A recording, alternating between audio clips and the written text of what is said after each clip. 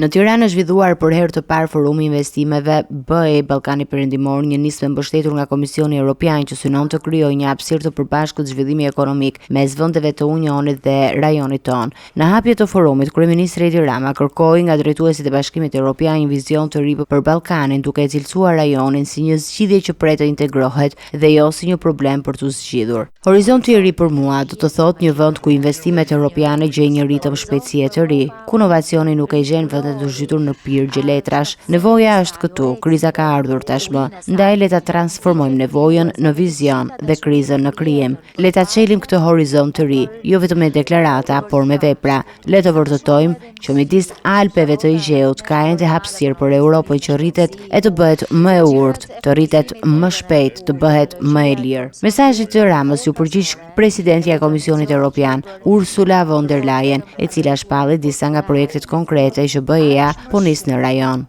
Ne do të hapim fabrikën tonë të inteligjencës artificiale të Ballkanit Perëndimor, fillimisht në Maqedoninë e Veriut dhe në Serbi, dhe do të shtrijmë këtë rrjet digjital në të gjithë rajonin. Duam e duhet të prodhojmë energji më të pastur këtu në shtëpi. Ju jeni të pozicionuar strategjikisht në kontinentin ton. Vendet tuaja duhet të bëhen qendra prodhimi, ruajtje e ndarje të energjisë së pastër me pjesën tjetër të Europës. Në kuadër të forumit u nënshkruan 10 marrëveshje të para të biznesit, ndërsa në ditët e dyta pritet të diskutohet mbi 24 projekte të tjera investimi që parashikohet të sjellin 4 miliardë euro investime të reja në rajon.